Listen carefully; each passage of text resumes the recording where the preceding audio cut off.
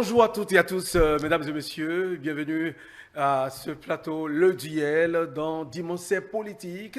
La semaine qui s'achève a été quand même riche en événements politiques, et ceci dans la perspective des élections générales de 2026.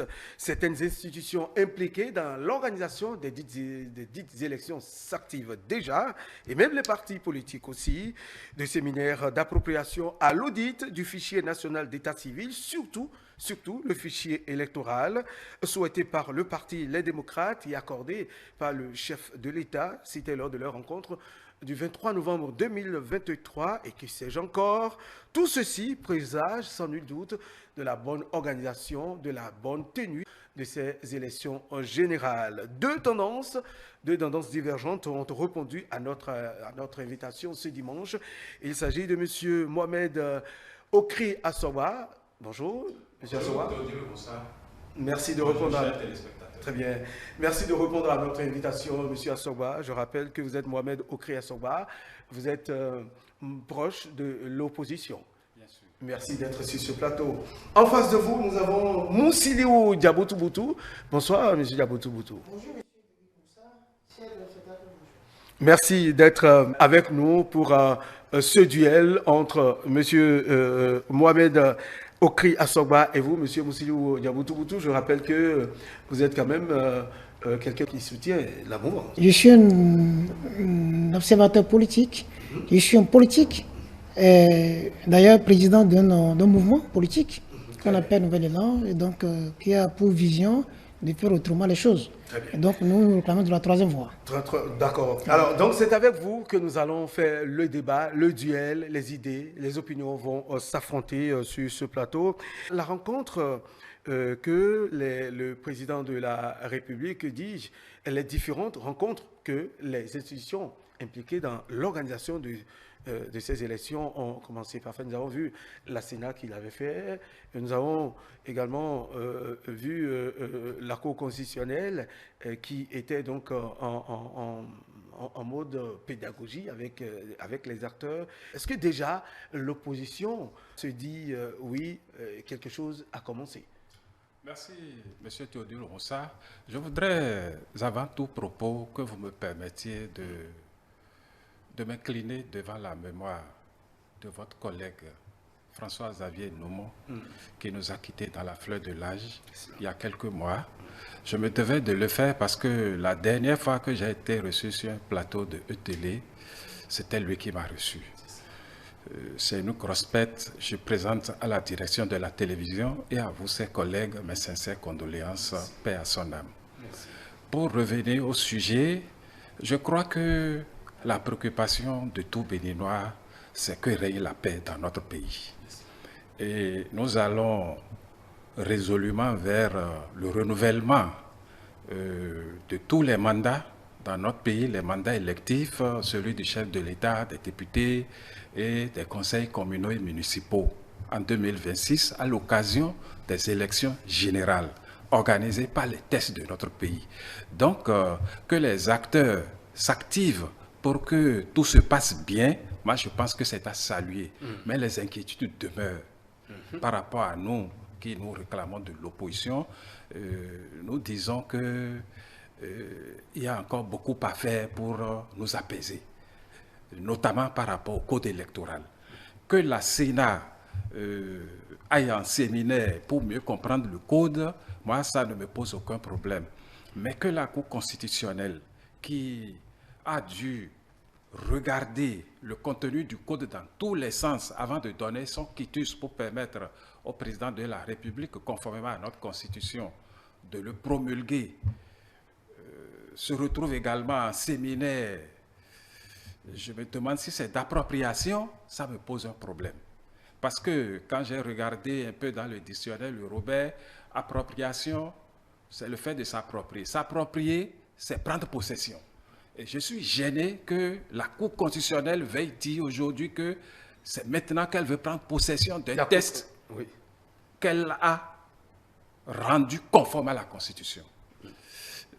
il y a un petit souci à mon Il niveau. y a un petit souci. Monsieur Djaboutou Boutou, alors est-ce que, selon vous, ces différentes rencontres, d'abord, partons de celle de la Sénat, de la Cour constitutionnelle, elles valaient bien la peine. Est-ce que vous avez la même compréhension de réception des choses que M. Assowa? Je dois d'abord féliciter la Cour constitutionnelle qui a pris l'initiative de faire ce séminaire, mais bien avant la Sénat, qui avait aussi fait un séminaire du genre. Je pense que c'est salutaire. Il faut les féliciter pour avoir pris l'initiative. Quoique on aurait quand même aimé que les acteurs politiques, puisque c'est un code qui a fait beaucoup de remous quant à certaines dispositions. C'est vrai, le code en lui-même n'est pas mauvais. Tout n'est pas mauvais dans le code.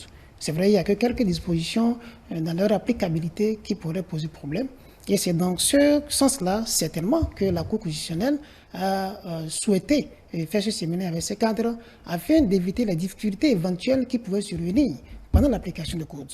Donc, je pense que la décision de faire le séminaire par la Cour constitutionnelle, et bien avant par la Sénat, elle est salutaire, à mon avis. Très bien. Alors, dites-nous, quelle interprétation faites-vous de celle que le ministre a eue avec les membres du cadre de concertation de l'opposition? D'abord, il faut reconnaître et saluer la volonté du chef de l'État, Patrice Talon, qui a reçu les démocrates en 2023. Au cours de cette audience et la demande des démocrates, il a accepté que le fichier électoral soit audité. C'est déjà un exploit. Et au lendemain de la mise en place de leur cadre de concertation, le 8 novembre passé, ils ont introduit un courrier également pour réclamer une fois encore cette audit-là. Le président a pris acte du courrier et le ministre a fait cas effectivement de ce que les jours à venir, ça prendra corps. C'est déjà une bonne volonté du premier des Béninois qui pouvait refuser, qui pouvait dire que tout a été mis dans ce code-là, dans ce fichier-là. Pourquoi encore vouloir, à moins d'un an des élections, aller donc à l'auditer, alors que ça prend beaucoup de moyens? Déjà, je rappelle qu'en 2023, le président a dit qu'il mettrait les moyens à la disposition de l'État, au besoin, pour pouvoir auditer le fichier électoral. Donc, je pense que c'est salutaire et nous ne pouvons que remercier le chef de l'État pour la démarche qu'il a eue. Maintenant, puisque les jours à venir, ça a été dit, nous allons attendre si la demande des démocrates pourrait, ou du cas de concertation, pourrait recevoir un avis favorable. Parce qu'il faut déjà le dire et il faut le faire. Mais nous allons quand même créditer de bonne foi le chef de l'État et tout ce gouvernement qu'ils mettront ce qu'il faut pour que l'audit du fichier soit fait afin que les acteurs politiques puissent s'en convaincre de ce que le Bénin, en 2026, pourrait aller aux élections sans trop de difficultés. C'est déjà la démarche avec la rencontre que le ministre a eue. Vous l'avez dit tantôt, c'est déjà la bonne foi du président de la République. C'est déjà la démarche.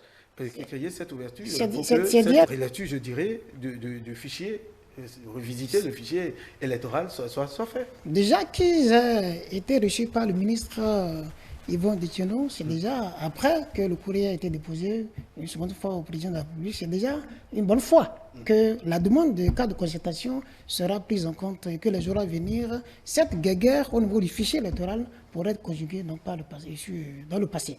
Donc je pense que là-dessus, il n'y aura pas trop d'inquiétude. Nous pouvons pour l'instant juger de bonne foi le gouvernement, le chef de l'État, de ce que tout se passera bien sur ce volet-là. Très bien.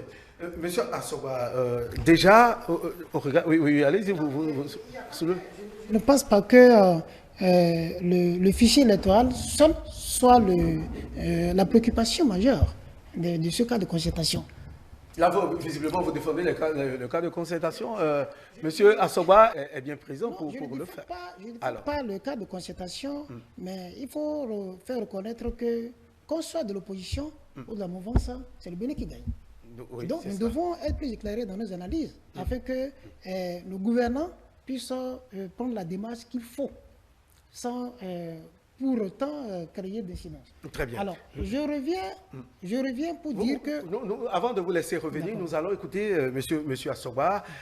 Alors, qu'est-ce que cette rencontre, surtout, il s'agit de cette rencontre que le ministre Yvon Déthiéno a eu avec le ministre garde des Sceaux, a eu avec le cas de concertation. Est-ce que c'est déjà un ouf de soulagement que vous avez que le cadre pose, l'opposition pose? Tout à fait. Tout en saluant cette démarche, je ne voudrais pas m'en satisfaire à l'avance. Pourquoi? Parce que nous avons été habitués à un certain nombre de choses depuis un certain temps. J'ai presque envie de dire que je suis un Saint Thomas. La rencontre que vous évoquez entre le ministre de la Justice en charge des relations avec les institutions, avec le cadre de concertation de l'opposition qui venait de naître, fait suite à un courrier que ce cadre a adressé au chef de l'État pour dire, eh bien, vous nous avez reçu l'année dernière, nous avons évoqué la question de l'audit du code électoral. Nous avons fait un travail que nous vous soumettons afin qu'on aille de l'avant. Parce que le cadre de concertation de l'opposition estime que ce n'est pas que l'affaire des membres de ce cadre et du gouvernement, stricto sensu. Figurez-vous, Théodule Ronsard, nous sommes d'un certain âge, le consensus dans notre pays avait déjà été érigé en principe constitutionnel. Donc, le cadre de concertation de l'opposition estime que c'est l'affaire de tous les acteurs politiques de ce pays, y compris le cadre lui-même, le gouvernement qui est à la manette, les partis de la mouvance présidentielle et même les autres partis de l'opposition qui ne sont pas membres du cadre. Donc moi je pense que c'est une démarche à saluer. Maintenant, à l'issue de la rencontre, nous attendons la suite pour voir si la bonne foi réside dans les pas qui sont en train d'être posés un à un. Toujours est-il que nous estimons qu'il est nécessaire, absolument nécessaire, que nous travaillons pour que la paix règne à l'occasion des élections générales de 2026, parce que le code dont nous parlons comporte des gènes de malentendus majeurs. Et si nous n'y prenons garde, ce sera comme la chasse au canard. Personne ne saura quelle direction il va prendre quand ça va péter. Vivement que ça ne pète pas. Est-ce que déjà, ce n'est pas un aveu que vous lancez, un code qu'on n'a pas encore expérimenté, et vous criez déjà, vous craignez que ça Non, que ça monsieur pète? Théodule Ronsard, l'opposition ne demande pas qu'on rédige un code qui lui soit exclusivement favorable. Nous disons que les règles soient équitables pour tous afin que l'électeur, le décideur final, nous départage. Les camps qui sont opposés nous départagent à l'occasion des élections. Si nous avons fait le choix de la démocratie pluraliste à l'occasion de la conférence nationale de 1990, tant que nous y sommes, fonctionnons avec les règles qui animent cette forme de démocratie que nous avons choisie. Je vais vous donner quelques exemples pour ne pas être très long par rapport au code électoral. L'article 37 nouveau, qui reprend le 37 ancien, dit que les coordonnateurs d'arrondissement pour les élections sont désignés par la Sénat. Monsieur Assogwa, quand nous allons rentrer dans ces nous allons rentrer dans les détails, dans l'analyse de chaque point, on en finirait pas. C'est pour vous dire que les écueils que nous dénonçons sont pertinents. C'est du factuel. Pourquoi on ne fait pas en sorte que toutes les parties prenantes à l'élection aient leur regard sur la compilation et la proclamation des résultats? Ça veut dire qu'il y a une partie qui craint quelque chose, qui ne veut pas que l'autre partie voit clair. Et on a déjà vu à l'occasion des élections. Ça a été clair, le mot de désignation des coordonnateurs. Ça a été clair. Ça a été clair dans le... Non, l'opposition à l'époque, représentée par le parti Les Démocrates à l'Assemblée nationale, a formulé des propositions qui ont été balayées du revers de la main. Quand l'opposition, par exemple, avait dit « Faites en sorte qu'au niveau arrondissement, où on centralise les résultats des villages et des quartiers de ville, que ce ne soit pas seulement les coordonnateurs désignés par la Sénat. » Et nous connaissons la Sénat, le Conseil électoral. Nous savons leur couleur politique. D'accord. C'est vrai, les différents thèmes de l'émission du jour, du duel du jour, ne sont pas axé sur le code électoral, le contenu, le code électoral. Et nous allons, est-ce que vous avez suivi, M. Assoba, très rapidement, pour qu'on ne s'éternise pas sur le contenu du code électoral qui, aujourd'hui, est, on peut dire que la machine est déjà en marche. Oui. Attirer l'attention vis-à-vis M. Okri, Assoba, parce que lorsqu'on parle du fichier électoral, ça va au-delà de l'audit. Parce que quand il prend l'article 13 et 40 du code électoral nouveau qui a été fait, le délai de transmission du fichier électoral à la Sénat et le délai de déclaration des candidatures à la Sénat se trouve être... il y a une coïncidence. C'est 2 mois pour les deux. Alors, à quel moment il faut transmettre la liste à la Sénat pour que les partis politiques vérifient leur lieu de vote, bureau de vote, avant de maintenant faire une déclaration de candidature. On aurait aimé, pour un peu l'appuyer, mais que la liste soit transmise et publiée peut-être 2 à 3 semaines avant maintenant que les candidats soient déclarés pour les élections législatives. Donc, je pense que là, peut-être que ce côté échappe un peu à l'opposition. Et il est important, il ne faudrait pas qu'on revienne encore là-dessus pour demander qu'on revoie dès que les choses seront bouclées. Justement, est-ce que, M. Moussilou, est-ce que l'heure est forcément assez à l'étude ou à la relecture de ces détails? Est-ce que déjà, vous ne voyez-vous pas que la machine est déjà en marche et que tout est Je vous assure que par le passé, nous avons connu des difficultés parce que beaucoup n'ont pas pu voter par défaut de leur lieu de vote, qui ont été déplacés ailleurs, que ce soit les candidats, les électeurs. Et donc, on a connu cette déprédation par le passé. Nous devons donc en tenir compte pour ne pas égaliser les durées, le délai de transmission de la liste électorale à la Sénat et de déclaration de candidature. Il faudrait que les partis opposés comme mouvement, les deux tendances puissent avoir le temps de vérifier leur lieu de vote, bureau de vote, pour qu'on n'en vienne plus à crier après les élections qu'il y a de tripatouillage, qu'il y a de tel. Donc, il faudrait que le cadre de concertation prenne le temps de vérifier le fichier au-delà de l'audit, de vérifier, de permettre à ce que la Sénat affiche la liste à temps réel pour que des réclamations ne soient pas émiettées, j'allais dire, pour créer après des déprédations, des soucis dans l'opinion. Donc c'est un aspect important qui échappe à l'opposition de façon globale. Très bien. Voilà. Monsieur Assoba, voyez-vous, actuellement, est-ce que véritablement, la question que beaucoup se posent, vous avez fait une demande, je dirais le Parti Les Démocrates, le chef de l'État a accepté, et déjà cette rencontre a eu lieu avec le ministre, c'est dit que la suite, elle est là. Mais comment est-ce que vous, à votre niveau, comment est-ce que vous entendez vous organiser pour pouvoir effectivement faire la contre-expertise? Je vous remercie. D'abord, le sujet n'est plus que celui du Parti Les Démocrates.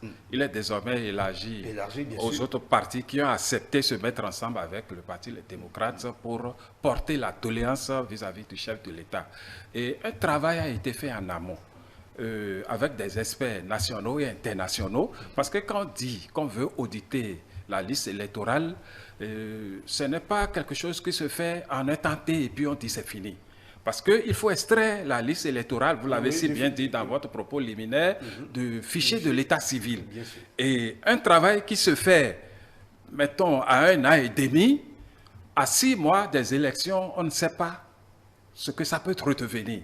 C'est pour ça que le cadre de concertation a estimé qu'il faut que tout le monde se mette autour de la même table pour que le processus soit suivi jusqu'à terme. Nous, nous avons ouvert les bras aux autres, je l'ai dit tantôt, aussi bien UP, le renouveau que BR, FCB, tout le monde est attendu pour qu'on se mette ensemble. Qu'est-ce que, monsieur, c'est pas mon rôle de poser les questions, mais qu'est-ce qui a présidé à la naissance du COSLEPI dans notre pays? C'était pour que tous les acteurs aient leurs yeux, leur regard dans ce qui se faisait. Et ça n'a pas amené trop de grabuge. Mais aujourd'hui, à l'occasion du Parlement monocolore de 2019, on a produit un code qui exclut presque tout le monde et puis on continue sur la même lancée. Moi, je dis, Je dis au chef de l'État, avec tout le respect dû à son rang, et avec le travail qu'il abat, il n'a pas besoin de confisquer notre démocratie pour que sa majorité émerge à nouveau en 2026. Qu'il fasse confiance au travail qu'il fait, qu'il ouvre le jeu, il appréciera. Ce sera son actif. Très bien. Est-ce que vous avez la même lecture que la démocratie telle qu'il a dit votre point de vue par rapport à sa déclaration, à sa dernière interview? Je ne saurais dire que la démocratie est confisquée au Bénin. Chacun a son angle d'appréciation des événements politiques chez nous. Tout ce que je sais, c'est que il y a, c'est vrai, d'avancées par rapport au respect des droits humains, mais également il faut reconnaître qu'il y a certaines dérives. Il ne faut pas occulter. Que vous qualifiez de dérive ou bien Oui, il ne faut pas l'occulter, c'est vrai. Il y a des situations politiques, surtout la gestion politique dans notre pays, ça a laissé à croire effectivement que la démocratie est basculée. Et je pense que je ne dirais pas qu'elle est totalement à terre, mais un effort sera fait, nous estimons, parce qu'il faut créditer le chef de l'État et son gouvernement de ce que quelque chose sera fait pour éviter que notre démocratie soit peinte en noir. Voyez-vous? Donc, par rapport à ce que M. Kri a dit, il n'a pas tort totalement, mais dire que notre démocratie est complètement à terre, je trouve que c'est un peu trop juste. Il faut quand même créditer ceux qui sont là et donner l'occasion encore au chef de l'État de pouvoir se rattraper, si tant que dans certains domaines, il y a des impairs. Vous savez, tout humain est perfectible. Hein? Et donc, c'est pareil pour la gestion d'un État. Il y a des réalités de gouvernance que nous ne maîtrisons pas et qui pourraient s'apparenter au fait que, bon, la démocratie, elle s'affaisse ou elle est reculée complètement. Donc, je voudrais que l'opposition ou la classe politique puisse s'accorder des violents, puisse se comprendre sur le préalable, qui ne puisse pas amener à dire, parce que quand on dit sur tout le plateau que notre démocratie est complètement à terre, c'est le Bénin qui est souillé, effectivement. En tant que Béninois, ça ne nous honore pas. Lorsqu'ils quittent les frontières du pays et viennent à l'étranger et qu'on dit, voilà, les Béninois, votre pays est complètement à terre. Mais que faisons-nous pour que, en tant qu'opposants, pour que le Bénin ne verse pas dans l'honneur?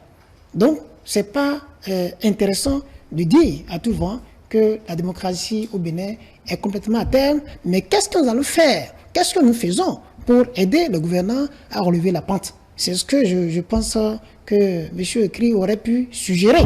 Et vous, mais si on doit dire tout le temps que la démocratie est complètement à terre, je pense qu'on ne participe pas, n'est-ce pas, à relever la pente.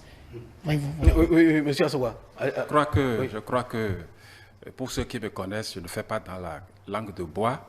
Notre démocratie connaît des balbutiements très graves, très sérieux, et c'est un recul qu'il faut déplorer.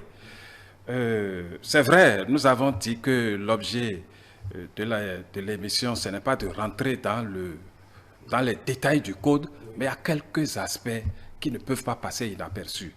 Quand je prends l'article 90, les feuilles de dépouillement. Alors, la loi dit... Non, je reviens parce que quand il dit que... Vous vous accrochez à cette différence. Je m'accroche parce que le code est chrysogène. Oui. Alors, oui, ça c'est votre point de vue. Quand on dit qu'on doit avoir les feuilles de résultats et qu'on ne permet pas, on ne dit pas expressément dans le code que tous les partis ou listes de partis présents doivent obligatoirement avoir une feuille comment on dit, de dépouillement, oui. Ça pose problème. Alors, et on a déjà expérimenté la situation à l'occasion des législatives de 2023 lorsque les démocrates ont déféré leur contestation devant la Cour constitutionnelle. On invite la Sénat, on dit prouvez-nous ci, prouvez-nous ça, quels sont les documents. La Sénat dit que les documents sont caducs. Le parti Les démocrates dit je n'ai pas pu avoir tous les procès-verbaux. Qui doit donner les procès-verbaux? C'est la partie qui organise les élections. Nous devons être regardants sur ces détails-là parce que le diable est dans le détail, justement. D'accord. Mais les jours à venir, on verra... Et quand mon vis-à-vis dit que je ne fais pas de proposition, quand je dénonce ça, ça veut dire que j'invite à corriger C'est pourquoi j'ai dit tout à l'heure qu'avec tout le respect dû au rang du chef de l'État, qu'il regarde un peu ce que nous disons. Nous, on ne lui jette pas la pierre pour dire que tout ce qu'il fait, c'est forcément contre nous. Peut-être même qu'on ne lui dit pas tout. Alors, il faut qu'il écoute tout le monde. Je sais que votre émission est une émission de grande écoute, que le chef de l'État ramène la balle à terre. Ce n'est pas en procédant ainsi que la majorité va conserver le pouvoir. Parce que si on refuse de réviser le code tel que nous le demandons à tue-tête, nous n'allons pas nous laisser faire non plus. Parce que je rappelle au chef de l'État, je le rappelle avec tout le respect que je lui dois, c'est lui qui disait déjà en 2017, quand il a reçu l'opposition de l'époque, il a dit, parce qu'on parlait déjà des tests qui étaient déjà très durs, il disait à votre place, je m'organise pour gagner ces élections. L'opposition va s'organiser pour gagner ces élections, même si on refuse de réviser les tests. Mais n'est-ce pas de ça qu'il s'agit actuellement, M. Bousselio? Oui. Dans notre tradition, on dit on ne jette pas le bébé avec l'eau de bain. Alors, je crois savoir que même si l'opposition pense qu'elle a raison sur toute la ligne, j'ai comme l'impression que notre opposition est très peu organisée. Parce qu'il ne suffit pas, bien évidemment, de critiquer quand on sait que ça ne va pas, de critiquer à tout vent sans des propositions sérieuses, sans des propositions officielles. Parce qu'il y a manière de demander aussi. Lorsqu'un enfant veut quelque chose auprès de son papa, et qu'il va avec une méthode qui n'est pas la meilleure, au rang de son papa, il est évident qu'il n'est pas ce qu'il veut du papa. Le chef de l'État est comme un père de famille aujourd'hui. Et quand on veut quelque chose auprès du chef de l'État qui incarne le Bénin, qui incarne l'institution, il faut la manière. Nous, si tantôt qu'il y a des réalités de pouvoir que nous ignorons, je suis d'accord, qui pourraient faire croire que la démocratie, elle est complètement descendue au piédestal. Mais si on a la méthodologie qu'il faut, l'intéressé peut être dur n'importe comment. Vous savez, nul n'est trop dur pour ne pas fléchir quelque part, quand on a de la manière pour demander. Donc c'est pour cela que je le dis de ma position, je le dis, l'opposition doit se réorganiser par rapport à ça. Et pourquoi, le fichier... Par rapport à quel point? Je ne suis pas contre l'opposition, parce que tantôt j'incarne la troisième voie. Ça, je le dis ouvertement, mais je reconnais parfaitement que l'opposition doit encore plus être organisée. Quand je prends par exemple le code électoral là, qui a été révisé en 2024, il n'y a que le parti Les Démocrates qui a pu faire une proposition que j'ai lue, alors qu'on n'a pas que LD dans le pays comme parti d'opposition. Alors, il serait mieux que tous ces partis, même s'ils devraient s'organiser chacun dans son couloir, qu'ils puissent le faire, avant de se mettre dans un cadre de concertation comme ça a été le cas la dernière fois, pour des questions plus globales. Mais dans notre pays, il n'y a que LD qui propose. Mais nous, dans notre position, je rappelle, on a fait des propositions envoyées à ces institutions, n'étant pas parti politique officiel. Qu'est-ce qui empêche à nos politiques d'être plus objectifs dans notre pays? Parce que si on doit critiquer parce qu'on veut, c'est comme si la politique au Bénin, j'ai dit avant quelques jours, que j'ai dit, le Bénin est un désert d'hommes politiques de conviction. Est-ce que je dis, je l'assume pleinement? Dans les deux positions aujourd'hui, le Bénin est un désert d'hommes politiques de conviction. Il n'y a pas un instant qu'on voit les politiques interpeller Patrice Talon sur les priorités de la nation. Patrice Talon sur ce qui, quand on prend la cherté de vie, combien de fois les opposants qui se disent auprès des populations font des propositions au chef de l'État. Pas de propositions par voie de presse, comme cela se fait souvent, non. Parce qu'il y a une façon, comment demander, il y a une façon de crier, une façon de demander, avec sagesse pour obtenir ce que l'on veut. On ne trouve jamais les opposants quand il est question de développement. je suis sincère, je parle en tant que politique. Mais quand c'est des questions d'ordre politique, vous verrez les politiques, j'en suis un, qui parcourent moins évalés pour dire ça là, ça ne va pas, il faut corriger. Mais qu'en est-il de leurs conditions de vie par rapport à la château de vie? Qu'est-ce qui a été fait par l'opposition? Qu'en est-il de beaucoup de volets d'ailleurs? Est-ce qu'on fait ça au chef de l'État, au gouvernement, pour dire, voyez ceci, voyez cela, pour que nos compatriotes, pour qui nous nous battons, se sentent mieux. Donc, je voudrais franchement qu'on recentre le débat et que les questions politiques ne soient pas les questions plus préoccupantes aux politiciens au Bénin, que ce soit les deux tendances. Et quand on y va, si ce n'est pas pour installer les cellules dans la commune, dans les arrondissements, ça peut juste dire que ce qui se fait est mauvais. Qu'est-ce qu'on propose pour mieux faire? Je précise que je parle de ma position de troisième voie. Merci, monsieur. Et donc, il faudra que qu'on puisse savoir ce que nous voulons et le terrain sur lequel on s'engage. Donc, voilà, monsieur Oussa, ce que je voudrais dire. Merci. Vous avez écouté monsieur Mohamed Okri.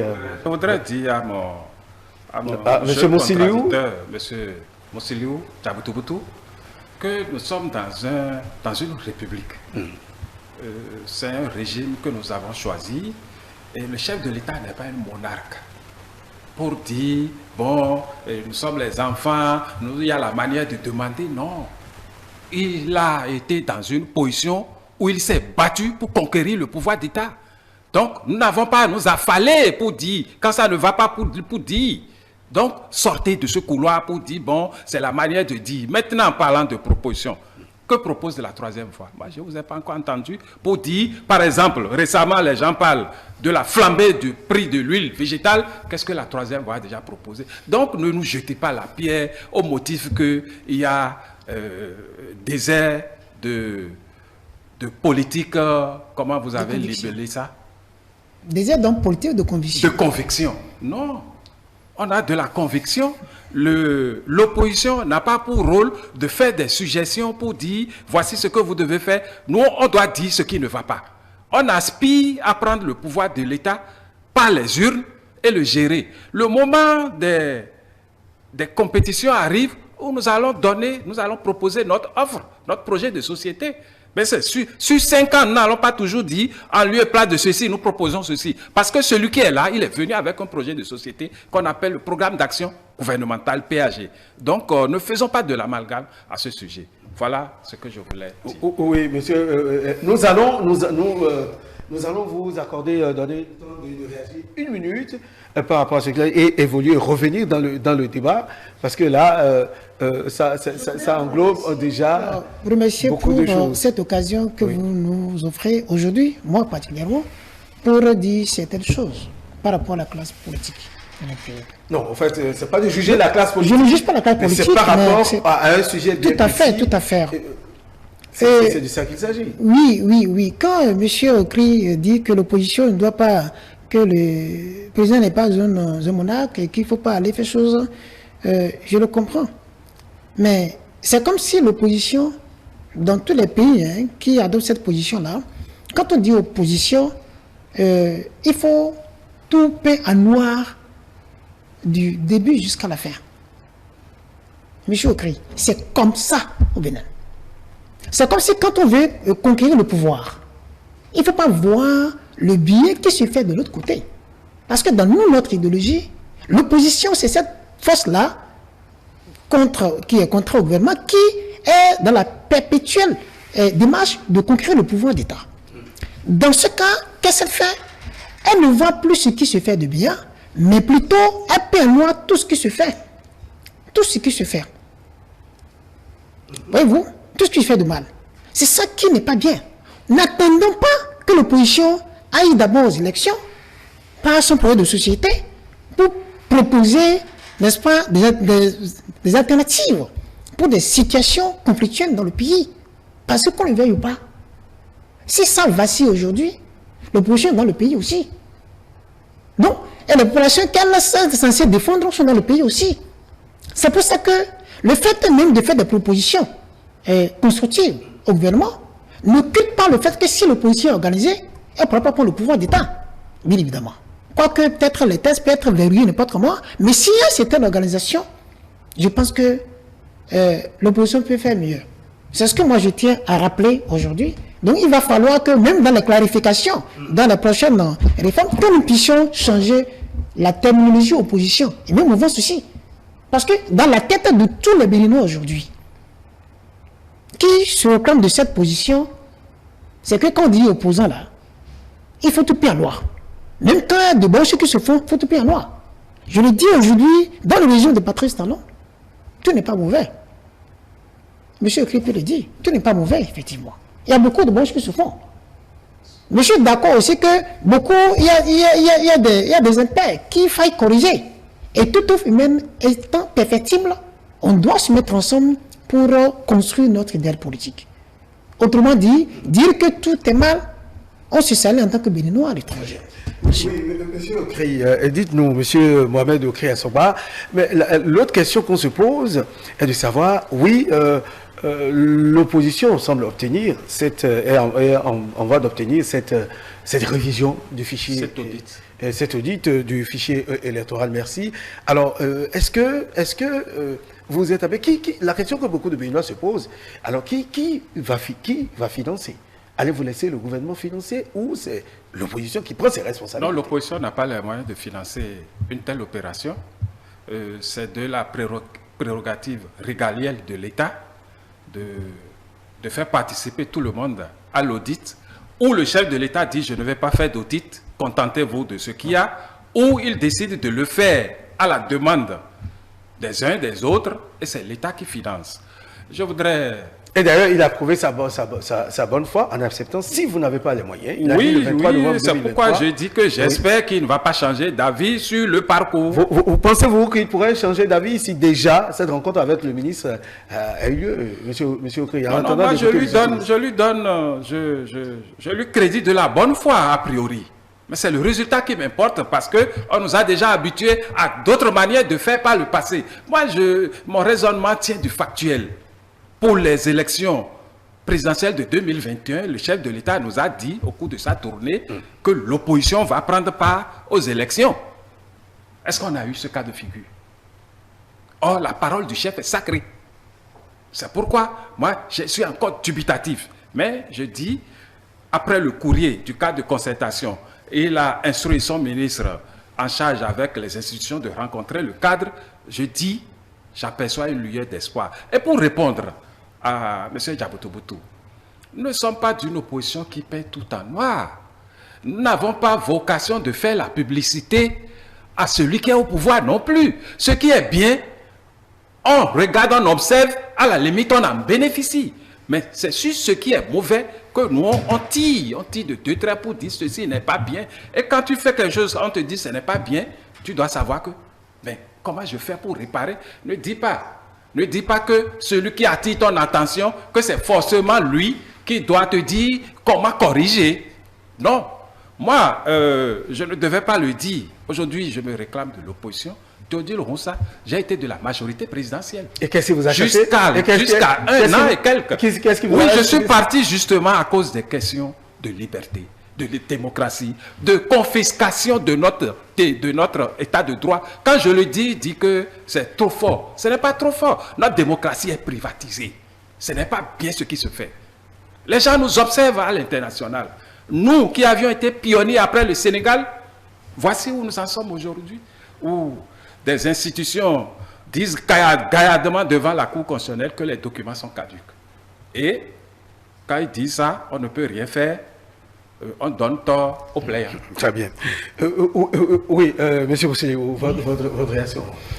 Non, mais par rapport au fait que la bonne foi du chef de l'État, c'est ça, pour faire auditer ce fichier par le cadre de concertation. Oui. Non, écoutez, si la personne l'a dit en novembre 2023, l'a dit devant le président Boniaï, qu'il était prêt même à mettre les moyens de l'État pour le faire, sans qu'il ne demande, c'est qu'il est de bonne foi déjà. Il pouvait dire, d'accord, prenez, faites-le. Vous aurez un cas nécessaire pour le faire.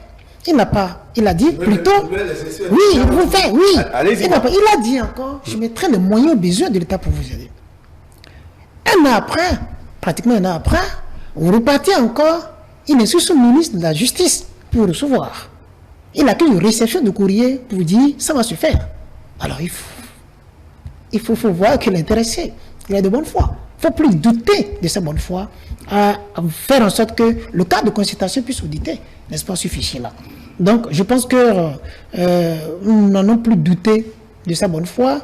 Et il faut que maintenant le parti, la démocratie, mais par rapport à la question des moyens, vous l'avez dit tantôt. Oui.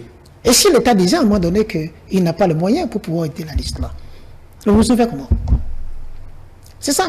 Mais là aussi, la question, je dis, puisque l'État là, je le dis aujourd'hui, l'État, c'est chaque béninois pris individuellement. Nous sommes des contribuables béninois.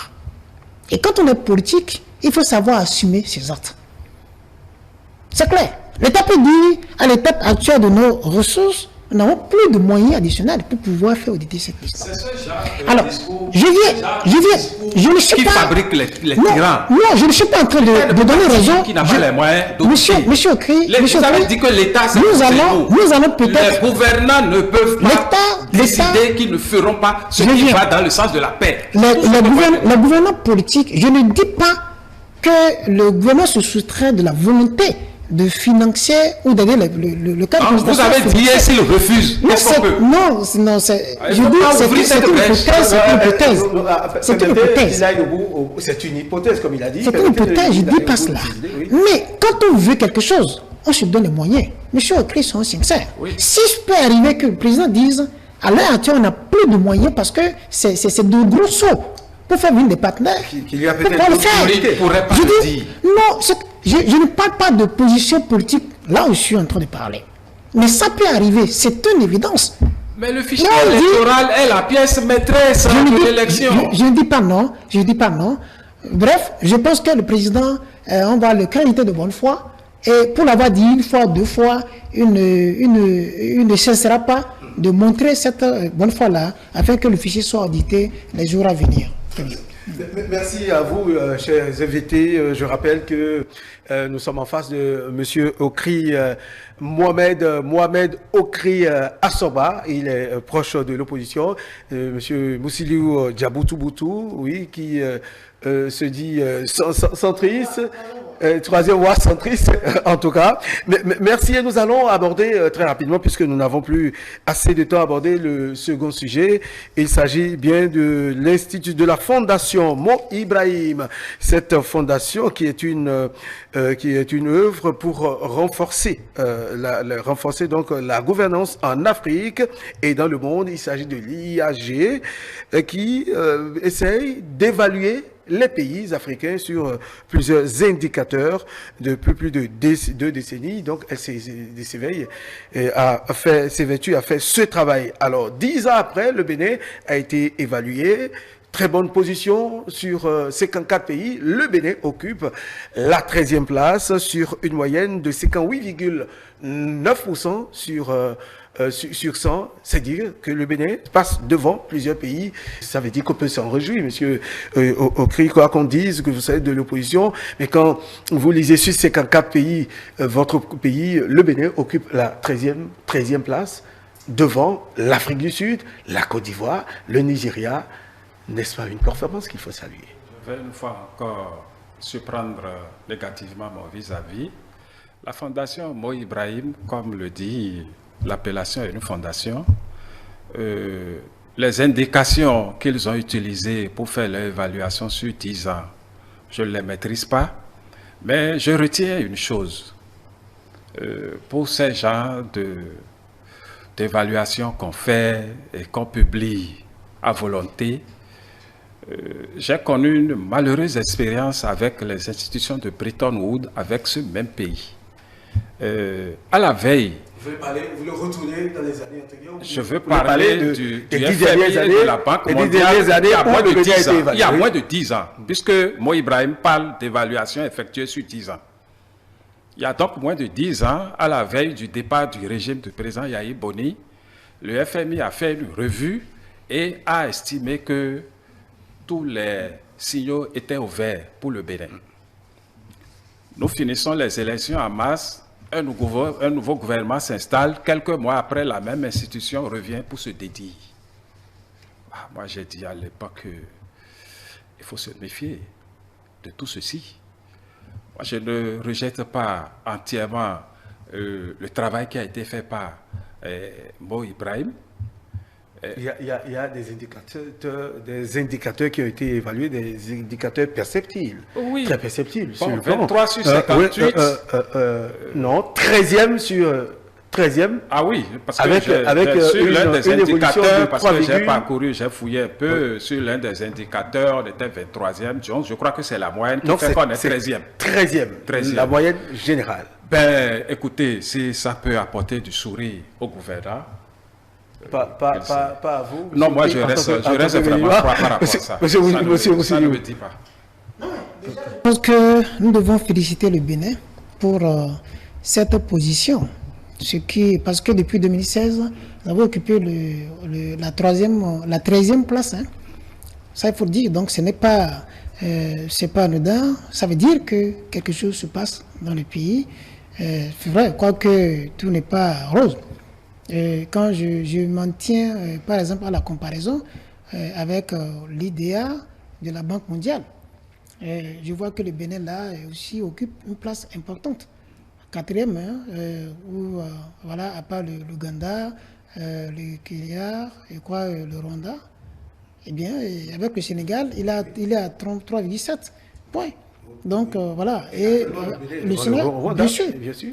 Donc, je pense que s'il y a un appui dans cette étude comparative, le Bénin arrive à maintenir, au-delà même de Mo Ibrahim, qui vient encore de permettre de montrer à travers son indice que le Bénin est resté constant dans sa position, c'est que quelque chose se fait de bien. Nonobstant que, bon, comme il a dit tantôt, toute œuvre humaine est perfectible. Il y a des volets dans lesquels il faudra quand même faire des efforts pour améliorer, n'est-ce pas, la qualité de la gouvernance au pays. Voilà.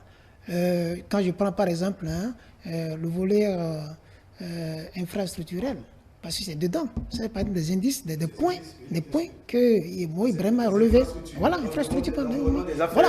Et du travail. Ce n'est plus un secret de Polichinelle pour le Béninois, qu'il soit ici de la diaspora, de Caïran, de savoir que le Bénin aujourd'hui a connu un développement exponentiel, surtout en matière infrastructurelle, voyez-vous, et aussi des routes. Et quand les étrangers viennent au pays en temps d'investissement, la première chose qu'ils voient déjà, c'est la beauté, c'est la qualité du pays, la beauté du pays. Voyez-vous, avant maintenant de faire référence aux questions relatives à la justice et autres, à l'énergie et qu'on sort. Donc, je pense que c'est déjà une part très active que le Bénin ait pu maintenir le cap 13e depuis quelques années, ça prouve que ça marche. Alors que d'autres pays ont dû régresser de ce rang-là. Donc, pourquoi ne pas dire que c'est bon? Maintenant, tantôt je disais que les domaines dans lesquels ce n'est pas bon, il va falloir qu'on améliore. Parce qu'on ne peut pas se targuer d'avoir tout fait. Maintenant, le côté économique, il faut aussi en parler. C'est vrai qu'aujourd'hui, avec la situation du Niger, le Bénin a quand même tenu. Parce que, vous savez, on a été une situation de frontière du Nigeria. Par le passé, récemment, jusqu'à présent, la frontière avec le Niger, qui a vu notre port un peu asséché, qui a le poumon de notre économie.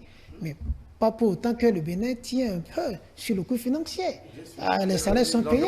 L'environnement des Ils sont payés. Oui, bon, c'est vrai, il faut reconnaître des efforts qui sont faits. Quoique tout n'est pas bon et tout ne peut jamais être bon sous aucun régime. Ça, c'est vrai.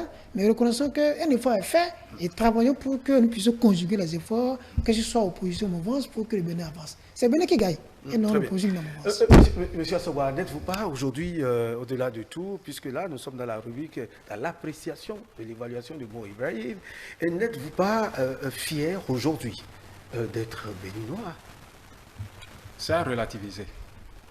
C'est à relativiser. Et parlant de Mo Ibrahim, je dis que les agrégats qu'ils ont utilisés pour faire les évaluations, je ne maîtrise pas.